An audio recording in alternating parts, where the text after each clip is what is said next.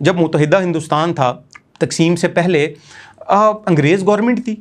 ٹھیک ہے، اس وقت پہلا عدالتی فیصلہ سامنے آیا تھا قادیانیوں کے غیر مسلم ہونے کا، مقدمہ بہاولپور کے نام سے مشہور ہے جی 1935 میں یہ فیصلہ سامنے آیا تھا قادیانیوں کے غیر مسلم ہونے کا۔ اس وقت تو پاکستان کا وجود نہیں تھا، تو میں یہ سمجھتا ہوں کہ یہ فیصلہ ہو چکا ہوا ہے جی بالکل ٹھیک ہے، یہ فیصلہ ہو چکا ہوا ہے، قادیانیوں کے غیر مسلم ہونے کا فیصلہ عدالتی یہ تو ہو چکا ہے بہت دیر پہلے۔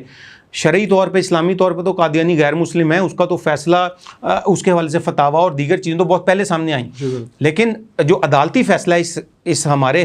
جو ہمارا خطہ ہے اس کے حوالے سے وہ مقدمہ بہاولپور کی صورت میں سامنے ہے۔ جو ہمارے مسلمان بھائی ہیں انڈیا کے، ان کو چاہیے کہ مقدمہ بہاولپور کا جو فیصلہ ہے اس کو لے کے سپریم کورٹ میں جائیں، اپنے حق کے لیے لڑیں، اور میں سمجھتا ہوں کہ سپریم کورٹ کا فیصلہ مسلمانوں کے حق میں آئے گا اور قادیانیوں کو وہاں پر بھی غیر مسلم قرار دیا جائے گا۔